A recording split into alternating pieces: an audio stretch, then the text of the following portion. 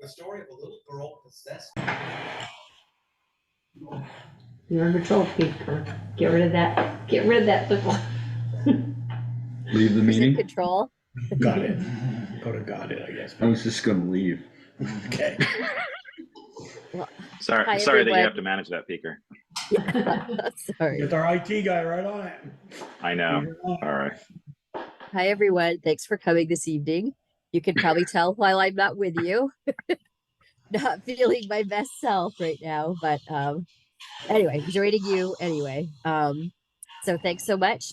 We will get started. It is 7 o'clock.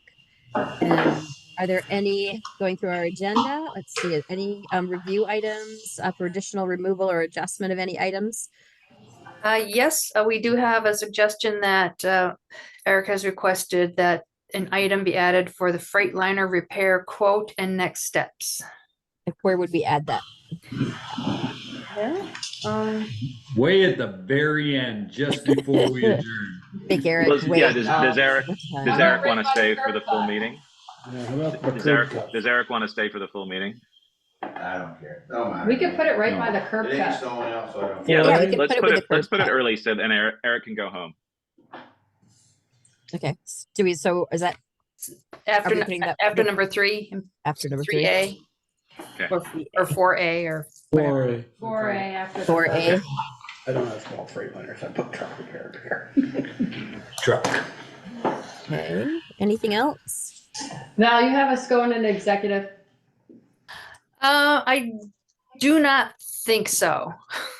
Well, we do. We have contract negotiations. Okay. It won't be long though. Okay, then also we would add real estate negotiation. Okay. Yeah. And that's done at the end. Yes, please.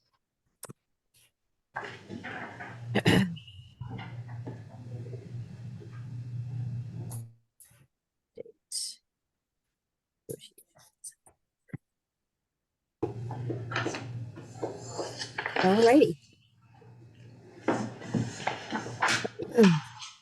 So overview of Zoom meeting operation and procedures, rules for participation. If you're on Zoom, please mute your microphone and wait to be recognized by the chair or someone else in the room before you speak. And public forum. This is, we've allotted 5 minutes for public forum. Is there anyone there this evening that wishes to speak?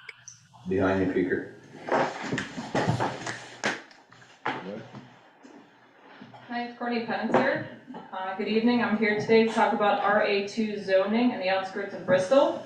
More specifically, I'm here to talk about the grandfathering of any Tom, Dick, and John to be allowed to build on property that does not meet the minimum requirements for development in RA2 designation. You're going to tell me that I should just speak to the landowner, and I will tell you that we have tried both writing and phone, but have not received any response. This has to do with much to the town as it does the landowner. I want to read an excerpt from the town zoning plan that was implemented in November of 2020, well after said landowner and select board member purchased the property in question. This district includes land generally well suited for moderate density residential development. It is the purpose of this district to allow for moderate density rural residential development and includes areas with historical residential development patterns while protecting the small town atmosphere and quality of life enjoyed by district residents. Consideration should be given to maintaining open space and providing opportunities for outdoor recreation in order to preserve the rural character that makes this district an attractive and pleasant place to live. Moderate density, huh? Rural character? How is there rural character when you have a house in your side yard? Due to the size of the property in question, I will no longer have a good quality of life at my property. Instead of looking out my sunroom windows at the beautiful trees where they once stood, a house will sit 50 feet from mine. It will no longer be an attractive and pleasant place to live. When we first decided to move to Vermont, we knew that town was not a place for us. We wanted space and trees. We set it on a house on Hartscrabble Road because of the trees that surrounded the property and the fact that we were not right next to a house on any side. We could walk outside in our underwear if we so choose, and no one would be the wiser to it. Not only is the distance of our house of the house to ours an issue, the well that is to be proposed is drilled too close to our well and Scroden's, the neighbor to the north. Who is going to be responsible for the cost of testing our wells to prove that we had good flow rate and water quality as a safety precaution if when that well is drilled that we lose water quality or pressure? You're going to say that the state said water and sewer could be put on that 0.7 acre property. That may be the case, but the state also never came to the property to do proper investigation and look at the issues with the site. Thank you. Thank you very much. Thank you. Brian? Brian Penitzer, this is a continuation. So you're going to ask, why didn't we purchase this property? Well, we tried. All the neighbors tried. When we first viewed the property at 580 Hardscrabble Road in July of 2017, we were offered to purchase this smaller property beside it. At the time, we hadn't put a bid on the 580 Hardscrabble Road property and said we would think about it. When we finally did close on the property at 580 Hardscrabble Road, we were told that the land beside us was now not going to be sold. This same pattern happened to the Scrodes and McKeechans as well when they tried to buy that smaller property to preserve the integrity of the area in which we were about to live. Even when the property went to market officially, we tried to talk with the landowner and she refused. We were certain that she wanted to cause controversy in the neighborhood. I can even tell you the number of times we were harassed because this property was for sale. Many times, potential buyers would park in our driveway and walk through our property because that small plot was listed as being at 580 Hardscrabble Road. We were working in our garden and there's some guy standing there in my backyard asking my wife why my wife was there, and I had to explain to him that he was on our land. If the laws were written to protect current homeowners from overpopulation and crowding, then why is the town grandfathering everyone in to allow them to build on land that today would not be allowed to be sold for such use? Why doesn't the town protect the current homeowners? Vermont is losing a lot of people like my wife and I due to high taxes, lack of good jobs, and overcrowding. I leave you with this thought. When A. Johnson tried to build another kiln or furnace for their sawmill operations, the affected landowners were put on notice and were contacted directly. They knew this was going to happen and they were given time to discuss the ramifications it could have on their property, its value, and their quality of life. If the town did that for businesses, why aren't you doing it for residential land as well? It does not conform to the new zoning laws. This house is being built 50 feet from ours, which will not only affect our quality of life, but the property value when we sell in the future. Take a drive on Hardscrabble Road. Part of its appeal is the fact that homeowners have space between the houses to live as they choose without offending their neighbors. And now we don't get that chance any longer. Thank you.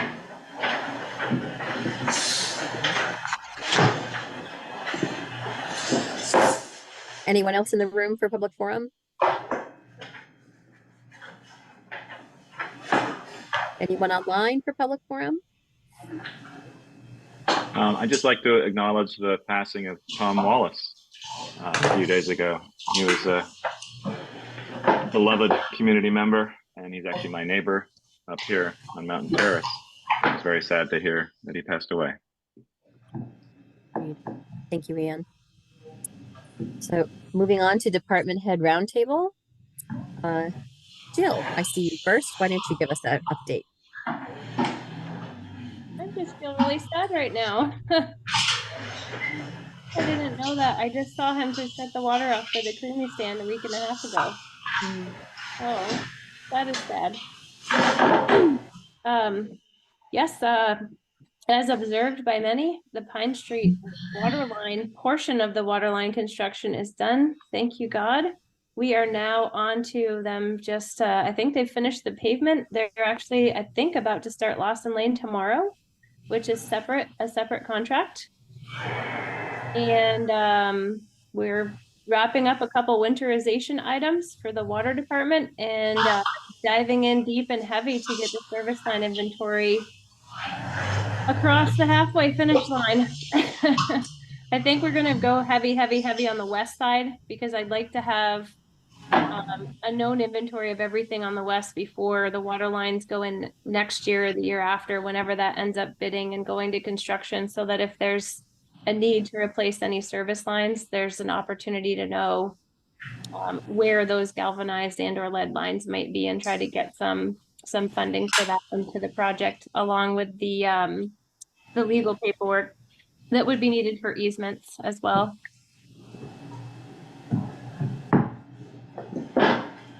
Well, Jill, I haven't been involved in many water projects like this Pine Street one, but it seemed like it went exceptionally well. So congratulations on that.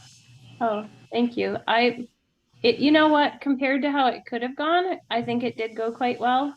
You know, I do think in the future, I would like the contractor to be even more careful around existing water lines, just to try not to pull so many out. But I believe that it is a lot less than it could have been.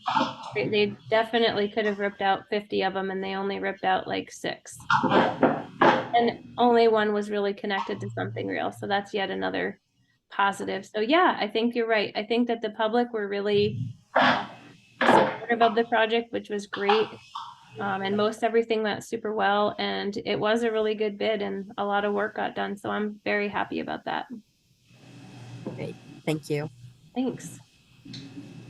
Bruce, are you with us? Good evening. Good evening. Just a friendly reminder that tomorrow is Halloween, so we will see a significant increase in foot traffic as well as vehicle traffic.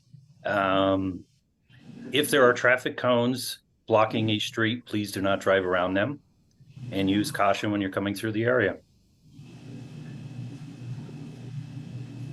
Thank you, Bruce. I know Eric's in the room. Eric, you want to give us an update? Crushing is all done. We finished that up. I'd like to say thank you to Starksboro and New Haven for helping us truck it up from Stony Hill Pit back up to the shop. Just in the process of getting winter stuff, tires changed, pop fronts on. Just getting ready for winter. Sorry. Who else is in the room, guys? I can't see behind Meredith. Meredith's Meredith. here. Hey, Meredith, want to give us an update on what's going on at the rec department? Yeah, so we just had our 3rd annual scooter competition on Saturday at the Hub. It was great. Our athletes have really stepped up in their scooter skills. And then yesterday we had our pumpkins in the hall. It would have been out in the park, but it was nasty out. And it was really cute and fun, and all our pumpkins but 2 were used. And we want to just give a big shout out to Waitsfield Telecom and Full Belly Farm for the support for all the candy and the pumpkins. It was great. And now we're focusing on the December events. Thanks, Meredith. Okay, that's everybody, right? There's no one else in the room? Yeah, that's it. Okay. So moving on to regular business, Recreation Department proposal to transfer the Bristol Youth Sports Program and establish a recreation programs fund. Coming up. Here's Zach. And Eric's here too for any referencing that needs to happen. Moral support. Oh, front and center. Yeah. Mhm. It'll find you when you talk. I was gonna say, even if you don't talk. So Zach put together a slideshow and we'll go through it and then we can answer any questions that come about. Yeah, so this is our little slideshow we put together for the acquisition of Bristol Youth Sports. Meredith and I will kind of be tag teaming this. Just gonna start. Yeah, so what's transferring over? So you can see the monies is about $14,000. We've been working with Eric. There's football has earmarked about $4,500, give or take, $4,500. As you can see, we're taking on basketball, which we currently are taking registrations for.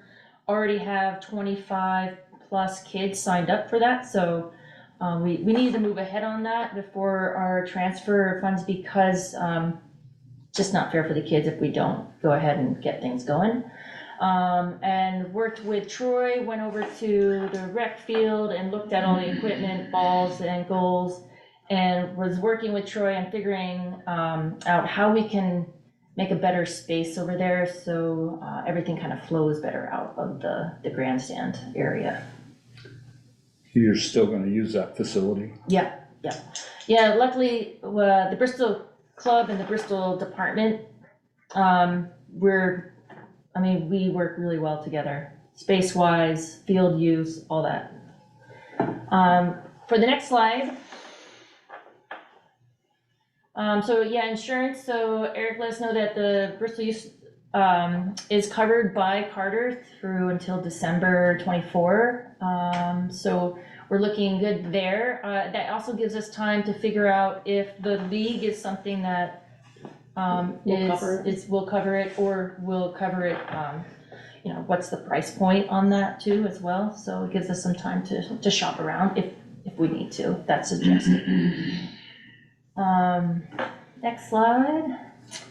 So some things that are gonna change. In the past, I think Eric can correct me if I'm wrong, but I think they did a lot of Google Forms for registration. We're gonna use our own software, which is MyRec.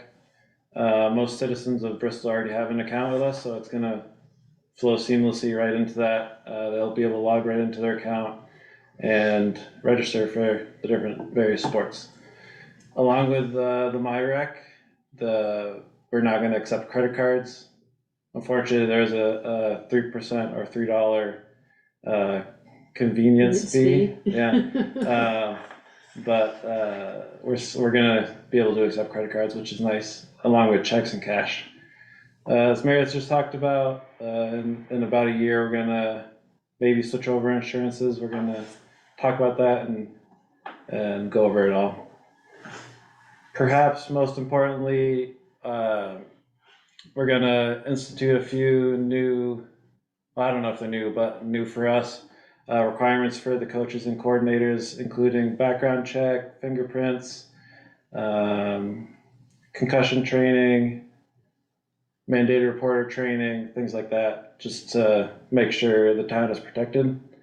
And along with that, the staffing, I'm going to spend about roughly 10 hours a week on Bristol Youth Sports stuff. So as far as I know, Bristol Youth Sports never had a paid position, so this is something new for the organization. So the insurance doesn't expire this December, it's next December? Yeah. Some things that are going to stay the same. Can I just ask that about the insurance then? So are you guys going to kind of, because you're going to be building your budget here starting next month, and for the last 6 months of, the end of 24, 25 will be in that budget. Will you get at least an idea of what your insurance is going to be? Yeah, so November is our budget season. It's our Bristol Rec quiet time, not going to be that quiet for you, but it gives us time to really work throughout the budgeting and trying to figure out all angles. And that's the other reason why we like to present this to you guys, because you come up with, like suggestions, and it just helps us out be a better organization.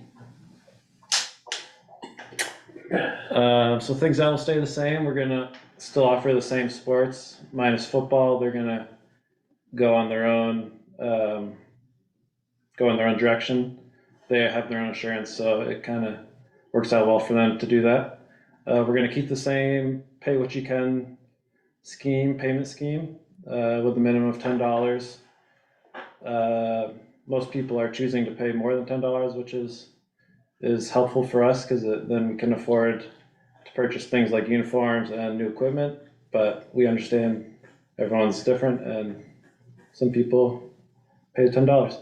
We're still going to use the rec fields and the BES gym. We were able to get on the schedule for the BES gym nice and early, so we're good to go there.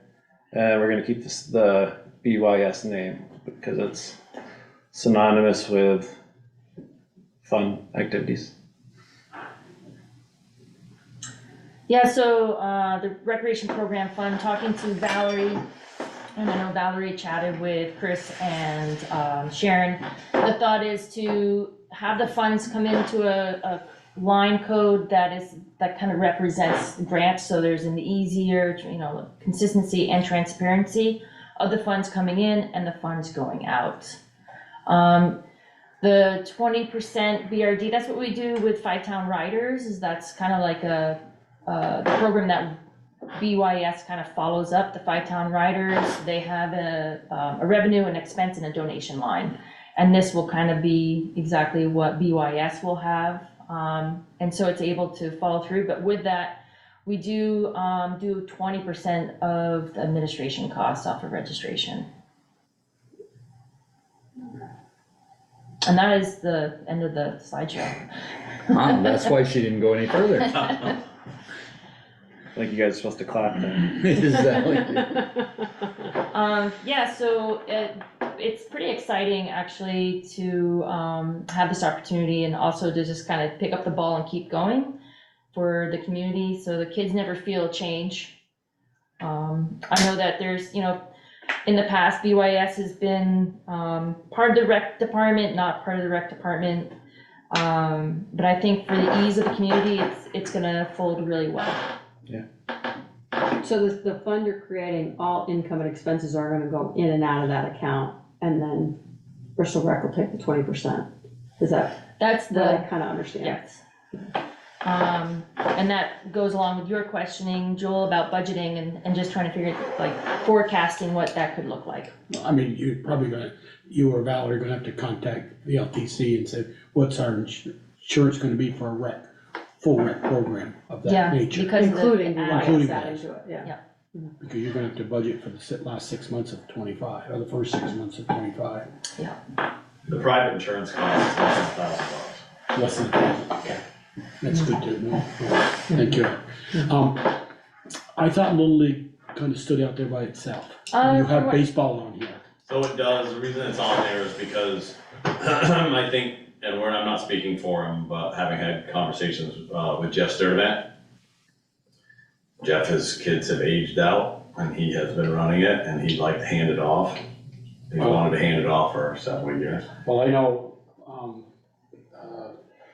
when Alan Curler was a long time director of the Little League program, he took over from For the county, for the district. For the district. Not for the town. Now Alan's passed. So this is just Bristol, but we brought it up in conversation, I mentioned it to Meredith, and, because, I think it's looking for a home, and I feel like the bulk of the reservation from the Little League strongholds, it might be like, hey, I don't know if we do wanna hand it over, comes out of the origins of it wanting to still remain Little League, i.e. you can play All-Stars and you could end up in Pennsylvania. And they've said, like, just like with Bristol Sports, they have no interest in changing any of that. It just basically would administer it. So funds in, funds out, equipment needed, equipment ordered, teams organized, whatever. And I think that's what Jeff has been doing for the last, whatever. He's been doing it for a long time, but without kids involved, he's been doing it for whatever, 4 or 5 years. And I think that's what, again, maybe there's some organization piece happening with Little League right now we're unaware of. She only put it up on there, I imagine, just because we talked about it, that there is a chance that's gonna need a home. And that way it doesn't go away, it doesn't stop, and it seems it happens with some preparation instead of like all of a sudden somebody's now in charge of Little League and we're 2 weeks behind. So if Jeff doesn't do it, is there somebody gonna step up to the From plate? what the circles I'm aware of, there isn't anybody, but I could be speaking out of turn. There might be somebody who's super excited about it. So we only put it on there as kind of like a, hey, this is one of those they're not part of Bristol Sports. They've always been separate. The Legion in the past has always paid for their insurance. I don't know what that is. And I know they get a contribution from the Yeah, and that's what they primarily use it for, but the point is that I talked about it because I know that that's another organization, youth organization right now that's looking for a home. And I think the promise that, and as far as that goes, is that it remains a participant within the Little League system so that they can play All-Stars and do whatever, because I think that that's really important to a lot of families and players. And I think if that's the case, and Meredith and Zach both were like that, we're not planning on wouldn't plan on changing any of that. So I'm out of turn speaking for Little League, but I think that that's probably has been one of their biggest reservations. So it would be a matter of getting somebody from Little League to come in and probably Jeff to come in and have a conversation with the two of them and be like, hey, like, what is it that you know, where the hell would this go? And that's what we do. We've been meeting off and on, as you guys are aware, probably for a month and a half. Yeah, and that, you know, a lot of this is also like, part, for the Little League is forecasting, you know? I'll tell you what, when I was a kid, I was the first girl who got onto the All-Star team through Little League back in the 80s. So I am definitely the fan of keeping Little League in that style. Does girls softball fall under that Little League umbrella? Yes, Little League. we did when I coached. We didn't them have for girls years. softball back No. then. Yeah. No, I know. We had to play baseball. We played baseball. Well, you still can. Yes, you can, up to a point. For budgeting, Meredith, does it become a separate line item, or is it an additional or a separate, completely separate budget when we start to get into that in the next month? It really should stay separate for transparency. Okay. Is it a single line item, or will it be like like multiple line items in terms of that whole area? Are you breaking it down, or maybe you haven't discussed this yet? We've chatted about it. What I'd like to see is what we do for the Five Town Riders is, you know, you've got your expense, your revenue, and then your donation lines, and it's kept separate. And I'm pretty sure what would happen is the Five Town Riders would kind of fits really well with the BYS. It would be just another team sport. Okay, that sounds great. I also noticed, I was looking at the website or trying to look at it, and I noticed it has a Facebook page too. Will Bristol Rec take that over as well? Or will you do mostly things on your own Facebook page? Yeah, I think that's something that would definitely transfer over into our page. Yeah, it's just easier. Then people aren't confused. The thing is to streamline all this information out of the rec department. You know, you wouldn't believe how many phone calls and emails we get in the past about where do I sign my kid, where's the basketball, all this, and now we'll have all the answers. Yeah, which is great. All the answers. Excellent. Yes, we will. Wow. We'll make. So yeah, so we just wanted to present to you what's happening and keep you in the know, and you know, it's a sign of transparency. Is what this meeting is. I mean, Bristol Youth Yeah, that was Sports, excellent. those guys and gals, Eric's one of the founding fathers of that, Bristol Youth Sports, when Emma was this tall, and now she's not quite that tall anymore, you know, out of college, and they've done some remarkable stuff with just volunteers. And, you know, I said, when Jerry was here, I said, I would like to see the rec department really take over like the baseball and Little League and stuff. And she said, I don't think we can do it at that time because of the staffing and things. And yeah, this is the time. Yeah, we're here. They're tired and.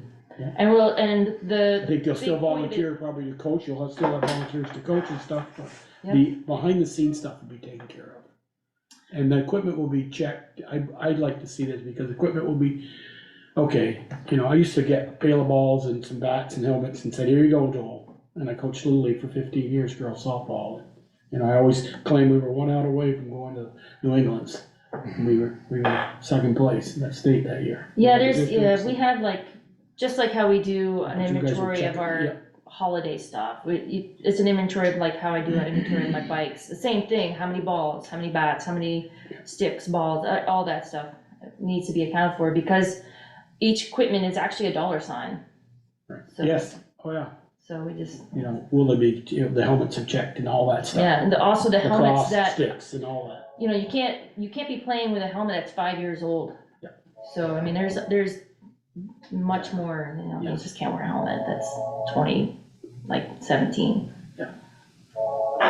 Okay. You can, it's just not. You can, I'd like to thank Eric and all the crew there for all the years that they've put into this. Much appreciated. Town and town kids appreciate it. Well, I would like to add, there's a ton of great volunteers right now that are running soccer, have been running basketball. Ryan Rossier just left, but he's run it. Those people, there's a young generation of volunteers that coach and keep track of all that stuff, but there's a lot of work behind the scenes. And so Sean Oxford did it up until whatever, maybe COVID, and so it's been myself and my paid people, I'm like, let's do the accounting, rectify that, and so there's, it takes some work to do, but the people, the boots on the ground, Bristol and actually even extended parts of the county are still heavily involved.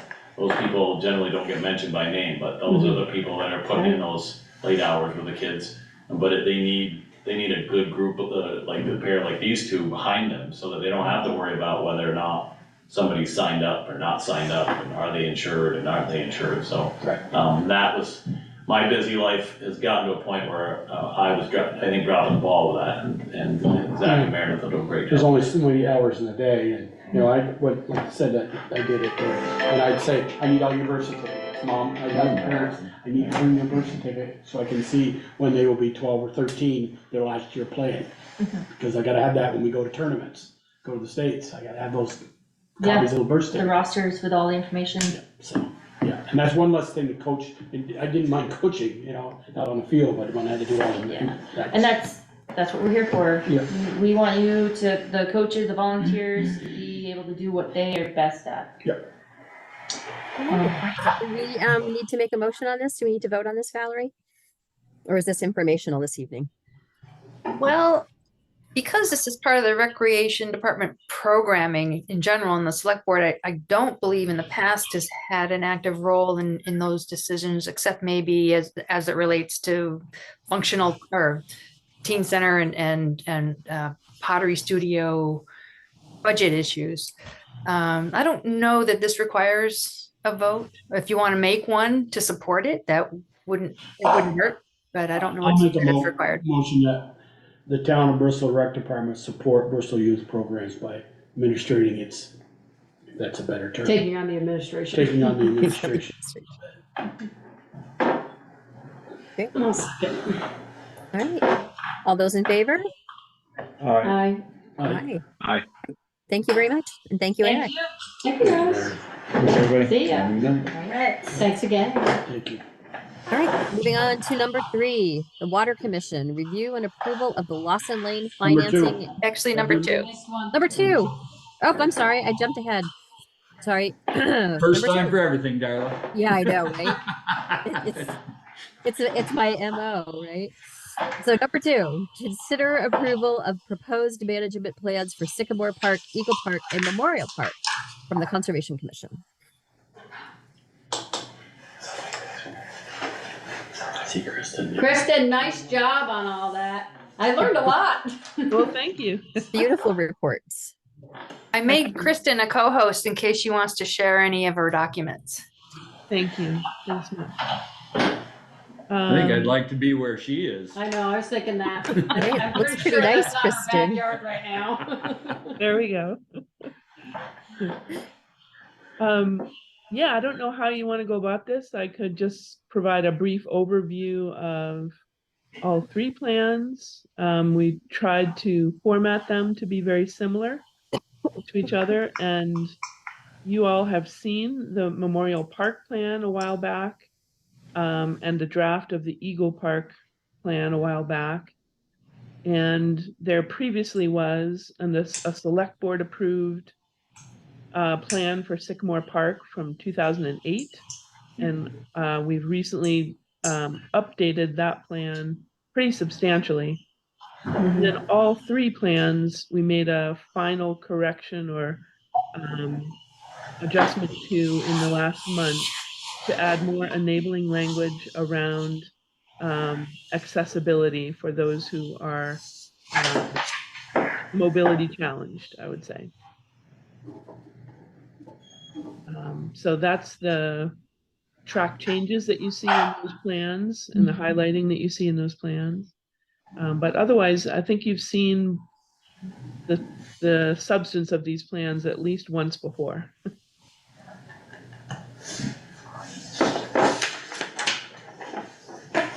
And we're here, I think Helen Young I saw is here. There's a couple of us from the Conservation Commission here if you have any questions. No, I thought they were well written. I thought it was good. Is it good to hear? Kristen, do you have a timeline in mind for any of the suggestions that were made within the plans?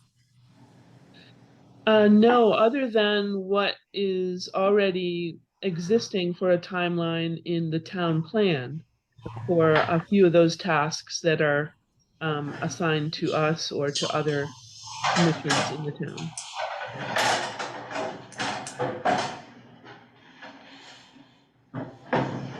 Anyone have any questions for Kristen or Helen?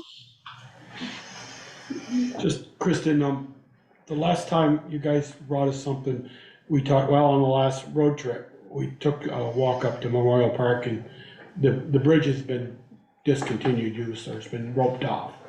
Yes. At first glance, Porter said that the bridge that I got from their major train underpass that's still sitting in Peaker's Pit, I believe, couldn't be used up there. Has that been relooked at? I'd like to at least get a crane operator and see if that could be lowered in place from the parking lot. I don't know if Peaker will know more about that. We work with crane operators a lot more than I do, but a big crane may cost more to have a crane there than it would be to set it. I don't know. Yeah. But I do believe that. Beautiful bridge that we Yeah. could use. I do believe that Green Mountain Engineering was hired a few years back by a grant that Porter had secured, and they did evaluate the feasibility of various options there. I'd have to go back and look through the details of that engineering feasibility assessment, but I think they did include looking at that temporary bridge and the potential. But as you know, it's a very challenging site, very steep, dense forest. And so the possibility of, even with a crane, moving a new replacement bridge into that spot seems pretty daunting. Yeah, but I do know, I believe, like I said, when we took the road trip, that we looked at the stairs going, from the parking lot down the kind of walkway or, and that needed some work too. I wonder if that couldn't be possibly brought in and widened out so when the stairs are replaced, but not until you take the bridge down through that opening. Right. Is that a possibility? And I'd like to know how that, I don't know if we ever did see that report. Have we, Valerie, yet of Green Mountain Engineering's for that? Or is that part of this study? I apologize, I haven't read the study yet here. Back when Porter was working very a lot on this, I think she did present that report or shared it with us at that time. I know she shared one with Eagle and Sycamore, but I don't know if we got. Yeah, we did. She did. It was to build the stone steps down part way and relocate the trail, and it was pretty extensive. Yeah, and I think we still continue to be on the lookout for sources of funding that might be able to support a redesign of the trail there. Okay. Because I went up that way, I think Saturday, or it was I was going to Harwood on Friday with a girls' soccer team. We went over the mountain, and there was a sign at the road just up the hill from the park, right? There was a roadwork sign. It was in that kind of the drive that goes behind Sycamore Park, or goes behind Memorial Park. So I didn't know. I said, I wonder what's going on there. Right? Yeah, I'm not sure. It could have been, I'm not sure. And it could have been for the camp just above, around the bend there, because there was some trees cleared there too, so it might have been that sign. Yeah, exactly. Yeah, it's a private drive out in there. I can't see why there'd be roadwork signs on that.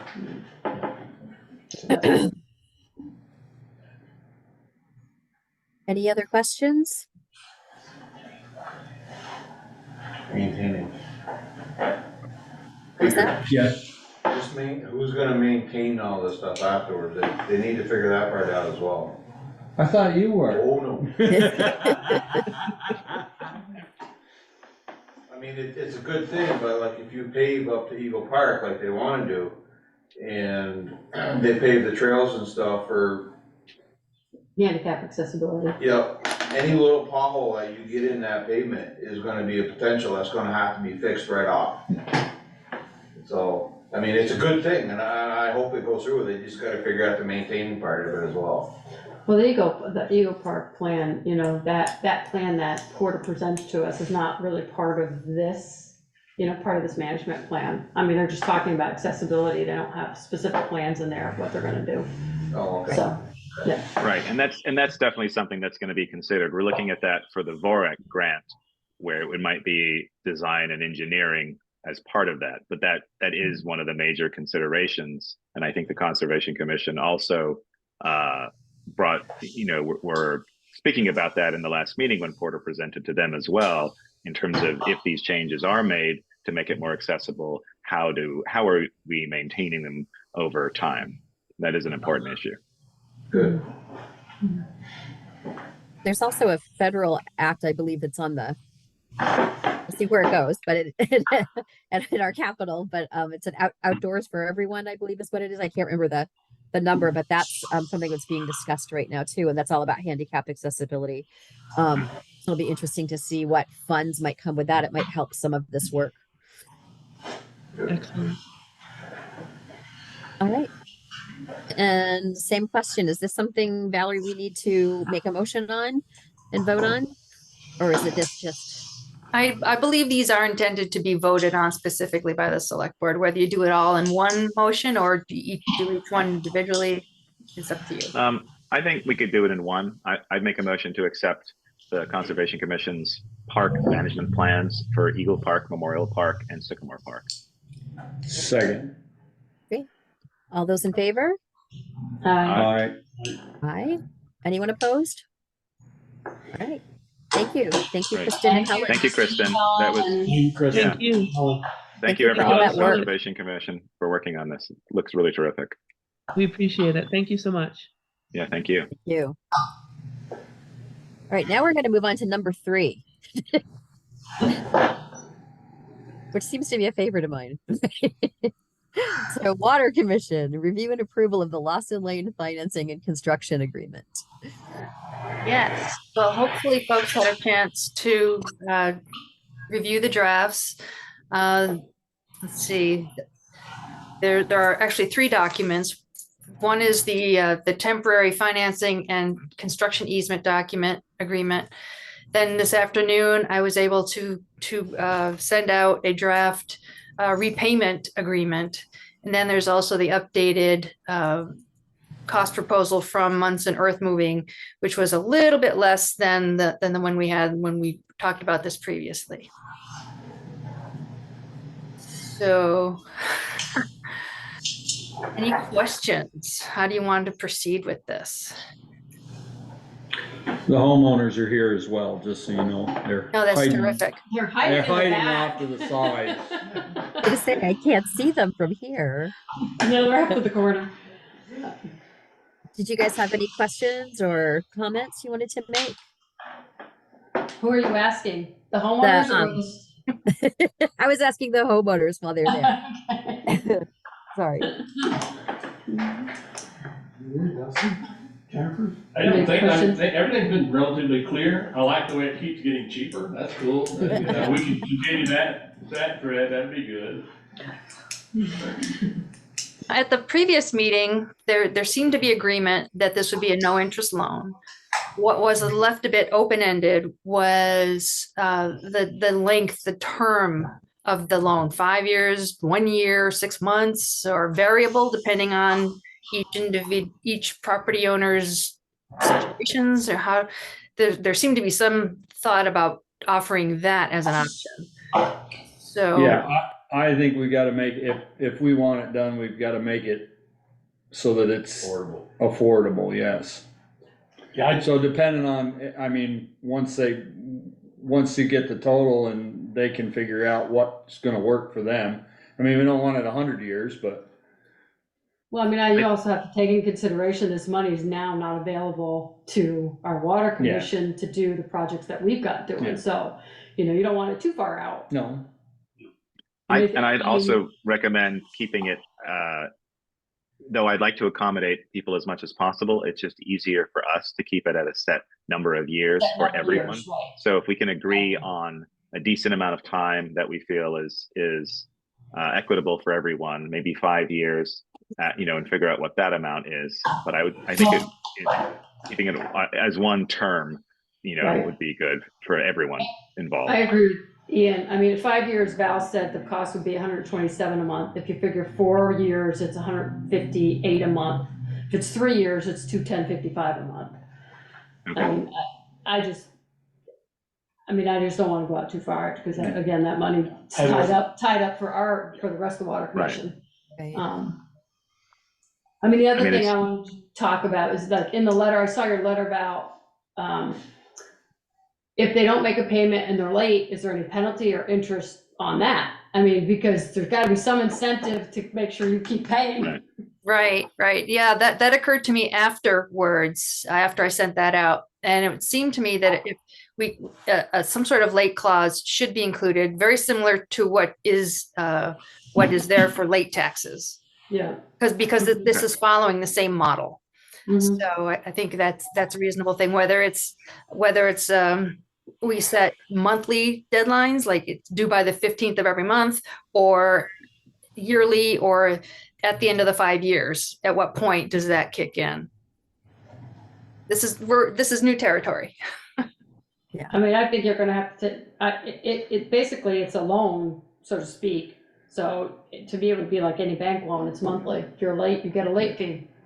Yeah, because we aren't would a agree. bank, and we don't wanna be in the banking Right. business, but this is something that we need to take care of, so. Right. Is So I would say monthly, and I would say, and use the same fee structure for taxes. I mean, what would that be? What's our, The can't remember off the top. statutory fee, or the fee that we get changed every year? Right. I mean, the That's true. statutory fee is what, 8% now? Is it 8% and 1.25%? We dropped it to 4%. Yeah, but what's the statutory? It's normally 8. 8, right. So I Then would there's say- also, with tax payments, there's also the 1 1/4 percentage, Right, or yeah. 0.75%, or some, and then after 3 months, it's something else, and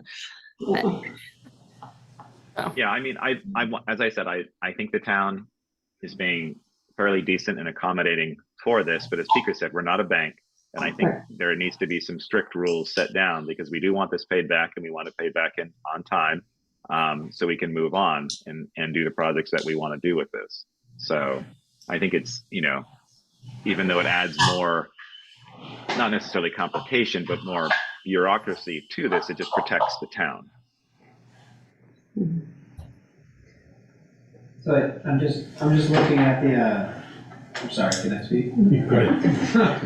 Dustin's raising his hand. Yeah, I'm looking at the repayment agreement that Valerie sent us earlier, and at the bottom it does say, failure to pay the full amount by the due date will result in a lien being placed upon the property in the same manner and to the same effect that property taxes are a lien upon real estate under 32 BSA 5061, subject to enforcement as provided in 32 BSA Chapter 133, Subchapter 8, and any other remedies allowed by law. I don't know what all those, the VSA, what those numbers are referencing, but. Yeah, that's the Vermont statutes, so that's a tax law, so that means that the town can put a tax lien on your property and then sell it at a tax sale, but that's usually at the end, like. Does that all take care of? No, because all that does is it allows the town to put a lien on your property, at the end, like in 5 years, if this is what it is and you don't pay it, we can then put a lien on your property and then sell, basically do a tax sale, yeah.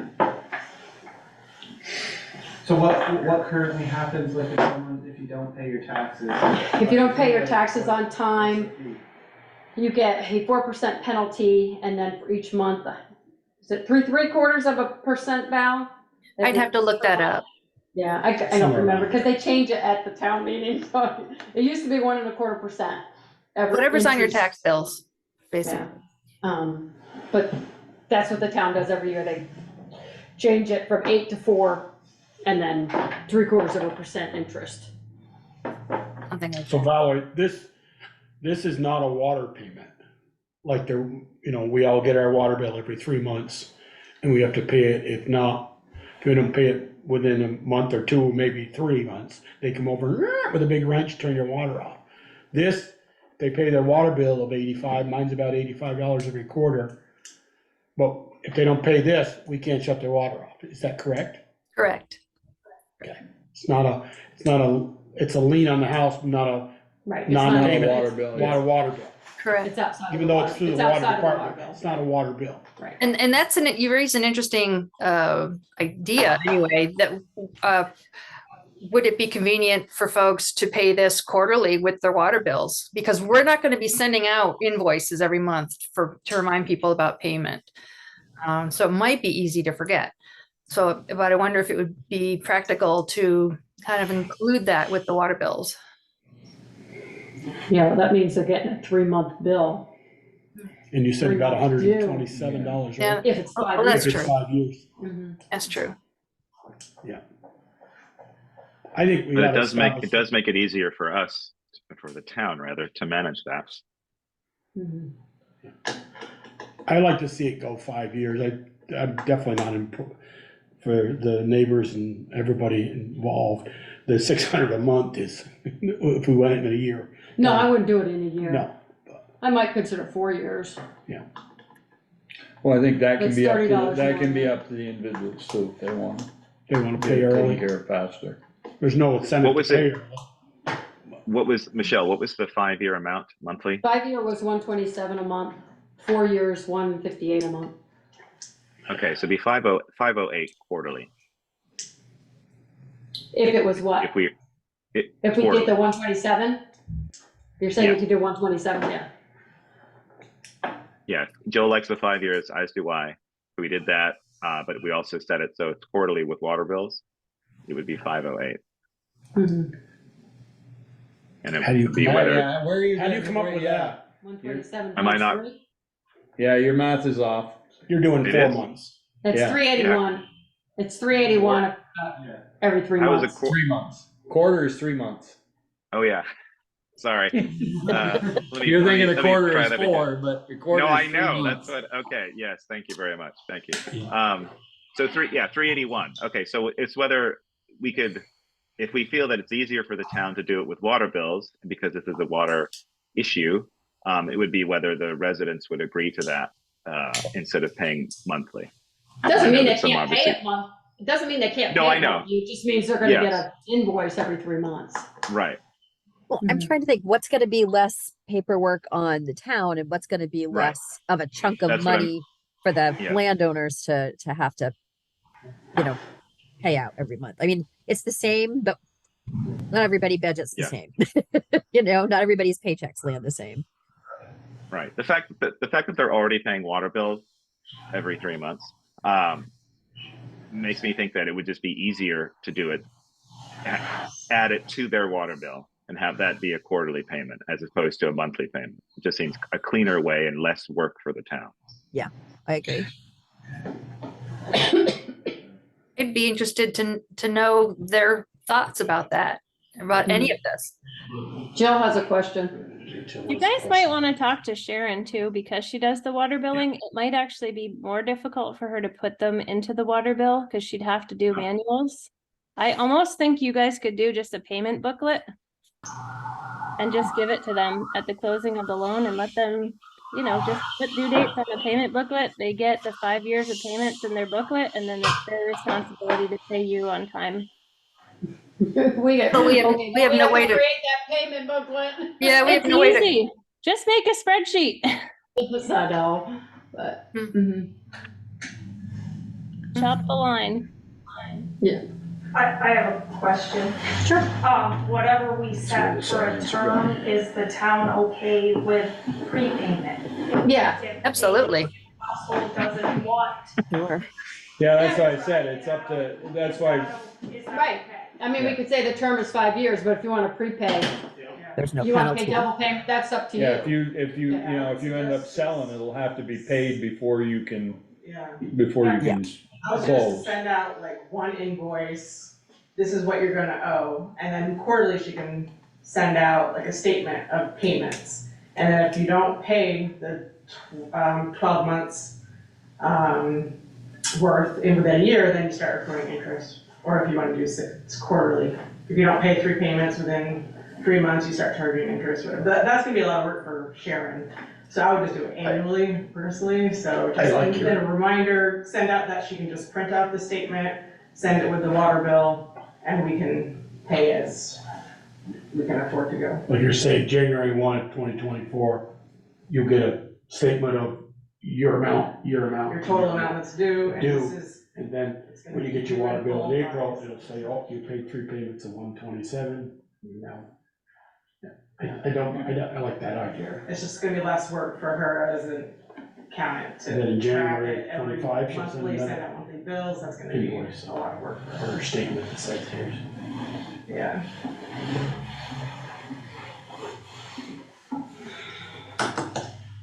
Yeah, I think it's a discussion that probably ought to have with Sharon as far as how she wants to handle the billing end of it. Yeah. But if they're happy with a 5-year term, I would say 5 years, there's no interest, so there's no penalty for early payment. Just to be clear, is there agreement about when the late interest would kick in? At what point? Monthly or quarterly or annually? I would say annually would be a lot easier. It would be on whatever wasn't paid for that year that we would charge interest on.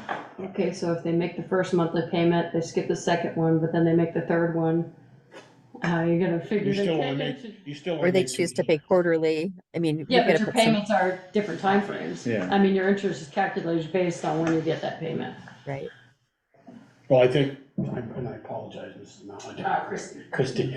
Her idea of getting a full payment or a full statement of, on January 2nd, of what this project costs, your third, is this amount. And then you've paid so much down, you've thrown us some money every month or every 3 months or 6 months, you say, I wanna pay for the year. And then if you're, at the end of January 1st of 2025, you made 10 out of 12, you get 2 months worth of interest, whether it wasn't the first one or the last one. So the way taxes work, that 4% is charged on whatever you owe for the year. So I would think that would be an extra incentive. If we did And it. that's assessed at the very end, that in the April 15th. April payment. Right. Yeah. The interest accrues immediately, but the penalty doesn't happen until the second payment is due, if you don't make the second. And with my scenario, so if they paid 8 out of 12 months in the first year, but they still owe 4 more years, you're only gonna charge the 4% for the 4 months you didn't pay. Not what you only get charged the For that 4% year. on the for that year. $500. Yeah, Yes. $500 or whatever, yes. Yeah.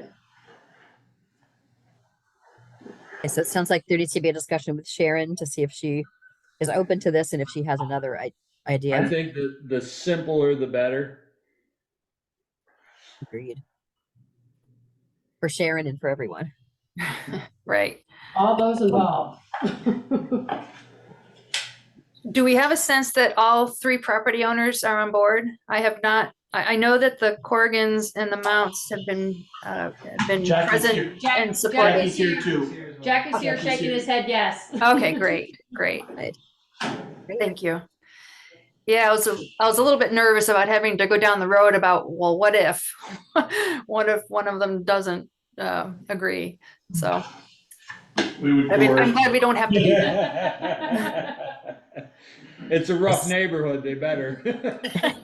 Tough neighborhood. So we'll move this for final approval onto the next meeting agenda once Sharon's involved, or? No, I think we can finalize it, and Val can work out the details with Sharon. Okay. I would prefer that, largely because the work is getting started tomorrow. So in a way, the cart is a bit before the horse, and I'd like to close that gap as much as possible. Sure. Yeah. So yeah, if you could leave it to me and Sharon to kind of finalize the final mechanics of it. I think we have the gist of what is agreed to. So do you need Yeah, a motion or just think so. you and Sharon are gonna work it out? Yeah. It And could if be consensus. if after tonight's meeting, I find myself a little confused about the interest and the penalties and stuff like that, I'll reach back out to Michelle or Ian or somebody to refresh me. Okay. Okay. Will Valerie be reaching out to us to let us know when we need to sign stuff? Right. Yeah. She'll Yes. have all the documents, so. Yep, and yeah, I've set them up so that they all need to be notarized. So you can either take the documents and have them notarized at your convenience, or you can come to the town office and have that done. You can print them. I have them each on a separate sheet of paper, so they don't all have to be done at the same time. And I have signature lines this time.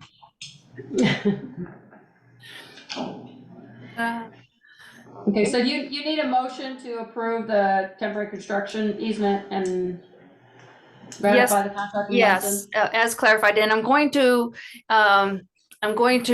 include this discussion of the payment plan and the interest rates and penalties into that document. And I'm also going to retitle it because in the draft that you have, it says temporary construction easement and financial agreement. I'm going to switch that around. Financial agreement and temporary construction easement, because I don't want anybody to be confused that this financial agreement is anything but temporary. So just don't want to draw that. So good catch. Yeah. Someone want to make a motion? Yeah, I'll make a motion to accept the temporary construction easement and financing agreement per our discussions and ratify the contract with Munson. Second. All right. All those in favor? Aye. Aye. Thank You're you. running a little late, Ian. Either you're not getting it quick enough or you're just slow tonight. I'll have to say it as someone's making a motion. All right. Thank you, everyone. So I will work with Sharon if she's available tomorrow to just review the details, and I will do my darndest to finalize the documents tomorrow and send them around, and I'll make sure that there are printed copies available at the town office so folks don't feel obligated to print them out yourselves, but you can, and get them notarized at your convenience. Great. Thank you, Val. Thank you. Thanks, And we are everyone. starting tomorrow, is that a definite, or are we not sure yet? Are they starting tomorrow, Val? From what I'm told, yes. Okay, thank you. Now, I was under the impression that Steve Palmer was going to be reaching out to each of you I'll say something. We haven't gotten anything other than the email that was forwarded on Thursday or Friday of last week. Right. I saw me. I talked to Rodney today, and he's not gonna start that until he has all the parts. And he didn't know if it would be tomorrow. He's hoping it would be tomorrow to start, but he doesn't wanna start digging until he has everything. That makes sense. Why not? I don't know. Because he doesn't want to leave it open. They can park at the town shed and walk for the next 2 weeks. Well, they'll just put cones around the ditch like they always do. Park wherever they want, just long Okay. as. Won't Whitney let you use their big garage? Yeah. Okay, are we all set? Are we all set to move on? I think so, yeah. Okay. So Right. moving on to They're not item gonna- number 4. That's why they want all the pieces. Should be one day for the main line and then another day to do the services, I would guess. Jill, do you know what their plan is? Jill, do you not have heat on in your house? No, I was I was feeding my cats and cleaning up their barns during one of the park one. I ran out and then I was like, oh, I better get back in here. No, the heat is on. I'm actually getting really warm. It's just, this is my motivation to get back out and finish.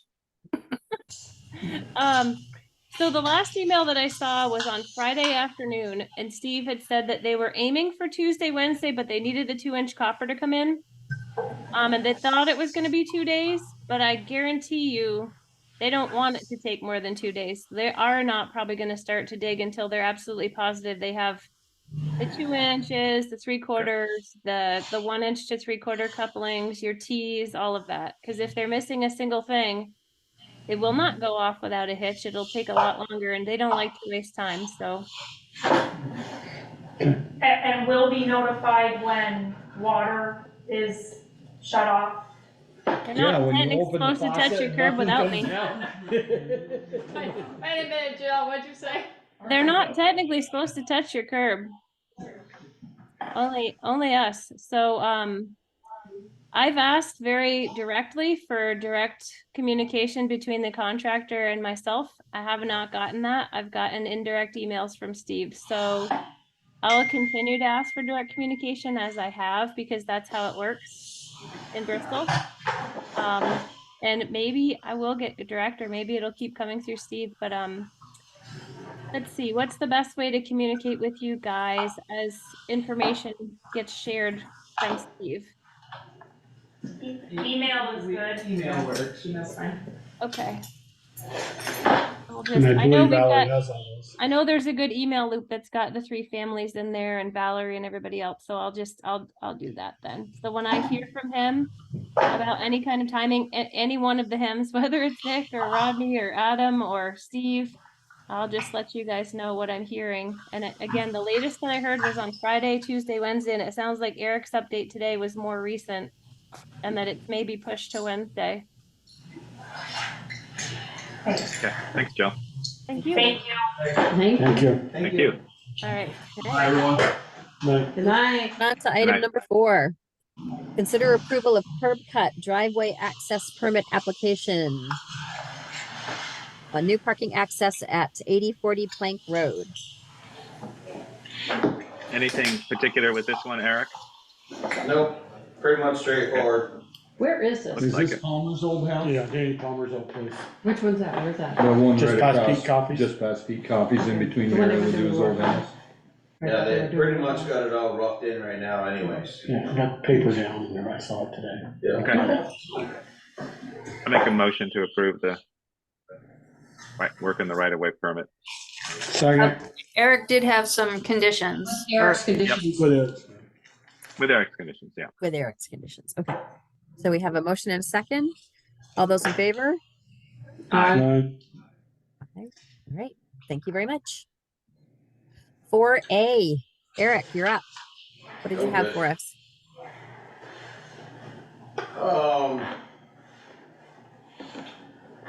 Front and center. Yeah, seriously. That was fun.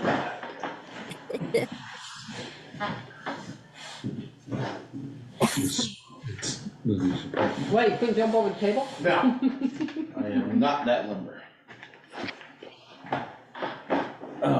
Okay, so got a call from, contractor today that was looking at our Freightliner.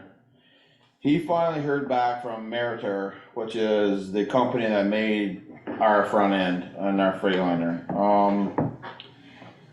To do a brand new one, it's $17,500 for a whole new front end. The parts though, if they can get all the parts, is between $8,000 and $9,000. If they can get all the parts, and some of them they can get, some of them aren't available and they don't know when they would be available. And the other thing too, that he told me, that if for some reason we get a part and it doesn't fit, there's no, you can't return the part. Eric, first of Screw you all, once, can screw you twice. Eric, can I back up? Maybe Yeah, you go ahead. told the board earlier and I didn't get it. No, go ahead. What's wrong with the Freightliner? It's obviously the front end gone in it? So the front end, what it That is, doesn't work, or what? what's gone in it right now is what would be Ball like, joints. like the kingpins or the ball joints are gone. There's 3/4 of an inch of play in them. It's not to the point right now where it's a hazard to drive in the vehicle. We can still use it and still plow with it and do everything. It's still four-wheel drive. Where is that truck on the schedule? Yeah, that's what I'm gonna ask. Well, that truck, which is considered one of the small trucks, at one point, we had them in for 8 years. It's a 2018 or 19, I can't remember what. It's only 4 years old, 4 or 5 years I've had old. that longer than that. No. It's How either long's an Pete been gone? Either an 18 or a Longer than 19. that. When did Pete leave? We got I've a only year. been foreman for maybe 4. We got a Pete- year Pete left, right? I Didn't thought it Pete was drive 2 his years serious? before he left. It might be 6 years, it might be a 17, but Maybe a 17. he got it in It's- 17. So it's 8 years, even if it's a 17, Yeah. puts you to what? 6 years. 26. So you got basically 3 more years to go. So what 2 years. happened to the ball 2 years. drives? Well, yeah. Did something happen? Did we do something to it, or is it Just just? wear out. Just wear It out. wore out? Not Okay. built to take It's the, that. it's I the just- 2018, it's the 2018 Freightliner, correct? Yes. Is that Alright, what it so says in the? It's I in town believe, report, 2027, 2028, replace the 2018 Freightliner dump truck with plow and wing. Yep. I just, So that's when. I can't see putting $20,000, that's just for the parts, I can't see putting $20,000 into that truck. Of course, we're not gonna get one now until spring if we decided to trade it and use that $20,000 to pay the difference. I mean, right now, the truck's worth something. Yeah. Right. Looking at our report, our equipment, capital highway equipment fund plan, the 2027, 2028 puts it as a trade-in or resale at 20,000. And our cost for that is gonna be 190,000. Yeah, that's right. Pretty Yeah. close. So, You get more in 20. Yeah, 190,000 now, not in 26. How, No, I I well- guess, I hate to even go here, but how important is it that truck is 4-wheel drive now that we have I was gonna ask the that. 1 ton? Yeah. It depends on how much more you want the 1 ton out plowing. for I one mean, thing. 90% of the time you don't put it in 4-wheel drive to plow, do you? Yeah, Briggs Hill, Basin Street, and Estes. They're always in 4-wheel drive. Yeah, at least Briggs Hill and Basin. Estes, it varies, Because of Yeah, who's 'cause driving. pretty much. Well, that hill always used to be plowed with a big truck. Which one? Estes. Estes. No, I used to plow with a Well, I 1 did- ton. I did too.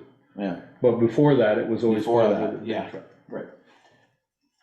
So, And yep, truth be told, occasionally Briggs Hill and Esty Hill get plowed with a big truck now. occasionally, but not during, Not during a big storm. right. Yeah. See, the only thing with that is, if you were thinking what you were going to think and go the other way, you would end up having to have, basically, you'd end up having you could end up having all 5 of us out plowing. And we know how that 5th one's gonna work. Mhm. Okay? So in that scenario, then the 4-wheel drive in this truck is pretty important, in my opinion. No, Especially I'm Basin asking. Street and Estes. Yeah. Not Estes, Briggs Hill. Where's Estes? Off of the Horse Gravel Road by Baldwin's. Baldwin's. And the other thing too with, and I know it's 20 grand, you figured in labor. The labor's gonna be cut down by doing the whole front end versus doing parts and pieces. So even if you did the parts and they happen to become available, you're gonna be have 20 pushing grand in it. 15 grand, 16 So grand you're just saying doing it's- parts. I mean, the With the labor. 17.5 you gave us, that's for a whole entire front end? All except for the brake drum and the brake shoes. Okay. We already bought them, so Oh, okay. they're still sitting over there. I just, I don't And know, there's a Are part there- of me that says, if you do this, Mhm. how long are you gonna have this truck for? 6 years, it's 6 years old. It should be theoretically good for Another another 6 years. 6 years, so it should make the, So Eric, the 4-wheel So, drive It works should now? definitely make the 27, 28, Yeah. if not maybe a year later. So is it inspectable? I don't know, yeah, it hasn't gone over for. They for said it's inspection. not unsafe, so they would have said, if it wasn't inspectable, they would have They said it would have was said so, unsafe. I mean, there's a part of me that says, I'd rather spend 20,000 now and keep it for another 6 years than spend 200,000 now. Yeah. And then maybe, I've got 8 years. I mean, I don't know, it's like. I wanna, is the new, can you get parts for the new front end you're looking at, or are you getting the same exact front end? No, they don't make our front end anymore. So this is a new design, I guess you'd say. So this design, can you buy parts for it? That I would have to ask. Cause I don't wanna put something in it, and if we end up. Right. Problems, You know, you can't in get 3 years' time, you come back and Can't say. have parts. You can't get parts for this front end, Right. or they don't make parts for this front end. Right, and the reason that we're running into this issue is, there's not many of the trucks out there that, like our Freightliner, that is four-wheel drive that size. You either lower or heavier. Bigger or smaller. Eric, I texted Peter and I said, when did we buy the Freightliner? He put down Charlevoix. I said, no, what year? And he goes, it's got to be at least 7 years old. It's got to be 7 years old now. So I'd be 16. But he's got they it got right there. 2018. I don't believe it's 16. It says 2018 in the town report. But yeah, it's kind of like you can go buy a 24 car now. But we're in year 23. We might have got it in 17 now. Right, Oh, I see. yeah. That's what I'm saying. It might be, Right. we might have started with. Well, It so was, is it? it's I mean, 2018, but we got it in 2017. Correct. Are we gonna get? I don't believe that, cause it takes a year to get them built. Not back then it didn't. It didn't? And it might not have been That now was because it's small. pre-COVID. That was pre-COVID, so it didn't So- take that long. So let's say it's 7 years old. Is this normal to have to replace the front end after 7 years on a truck like this? This is, well, this is the first truck that would actually have gone its full term. The other truck that we had before that GMC burned up, so we never got it to its full term, because it ended up having wiring issues and we ended up trading it early for the Freightliner. So this truck, If we didn't put the money into it, what would we do with it? If we don't agree to this, what happens? Anything? you run Can it we trade? until it's unsafe and then you can't use the truck anymore. I really don't see where we have a lot of choice in. Yeah. In, you know, if there was one sitting on the lot that we could trade for, we might do all right, because the truck is in really nice shape. But if we gotta wait and have one built, we're not gonna get it until after this season, and by then our front end's gonna be gone, and they're not gonna give us. It's a possibility, yeah, very possible. And also we're outlaying, instead of 17, we're outlaying 190 now. There's one or less, I guess, It with wouldn't trade. be 190, that one's probably worth, it should be 150? worth. I'd say you Yeah, get it should be. 40,000 Yeah, for it. 40, 50 for it now. Okay. Yeah. But still, and a it's new more one than is gonna 17,000. cost us Yeah. Yeah. But a new one's already so- gonna cost us 150. Approximately with trade-in. I think I agree with Michelle. Like if we can spend the 17 and get another 6 years, that would be nice. But with the condition that we can actually get a front end that we can get parts for in 3 years. So that we I can don't, fix. I don't know enough about this stuff. You guys do. That's something that I would have to ask him tomorrow when I call him, to make sure that we're gonna be able to get parts for it down the road. I mean, You know what they're gonna tell you, oh yeah, no problem. if you put in just 20 grand with a new front end, Yeah.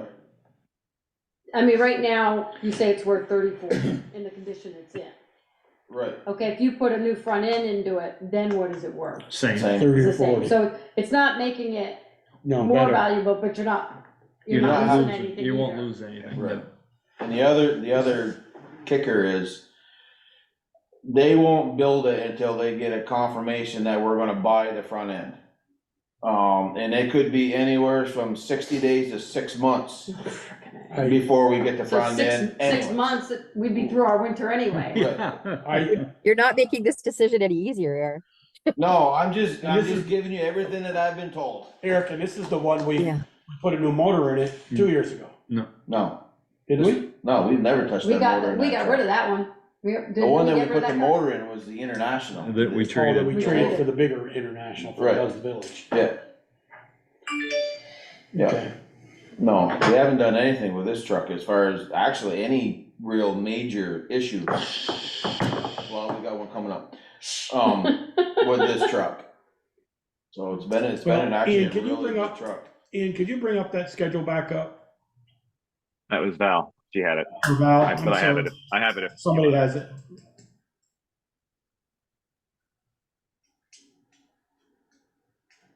So. Thanks, Val.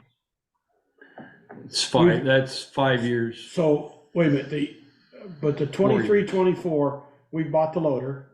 We got nothing to vote on this town meeting?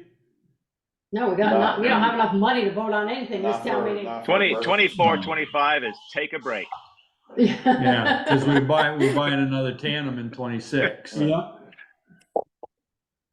Yeah, so nothing to vote on this And then year. an excavator and then a freight line, yeah. Eric, that Mac is the one that you drive up over up the No. notch?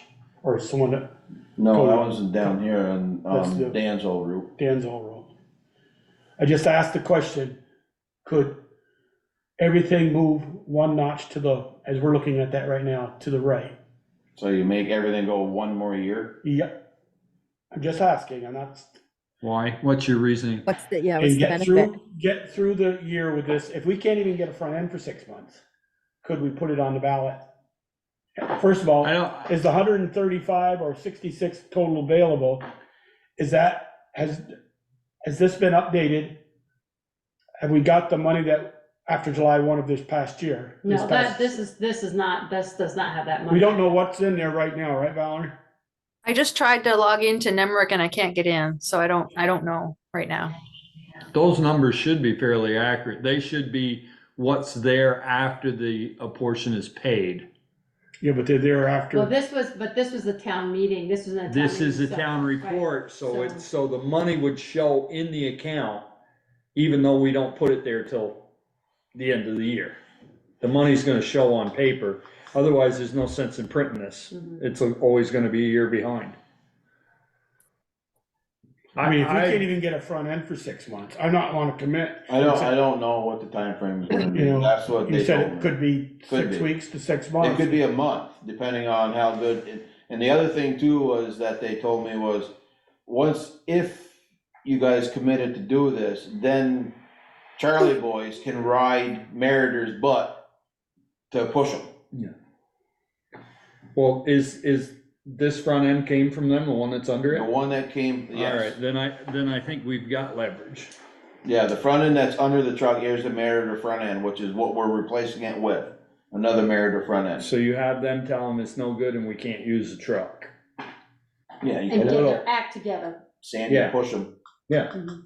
Yeah, especially if they want us to buy another one. Eric, don't get me wrong, but it's at a dealership too. I'd like Bristol Diesel to take a look at it and say. They're the one, that's where this information. I just haven't Oh, said any names but in it case, says- Okay, I'm in sorry. case something else needed I to thought go it was out a or Charlie Boys. whatever. You said Sandy and Charlie Boys. So Well, that's where the front end. That's where we bought the truck through, and he's our salesman for that truck. Okay. Okay. And that's who he's been getting. They got the quote through Yep. to give to him. Yep. They being Bristol Diesel, him being Eric. Okay. I catch hell for not being specific at home, so. No, thank you. Good job, Tinker. I'm learning. I'm a But if we slow can't get learner. that front end till 6 months, that's April. Yeah.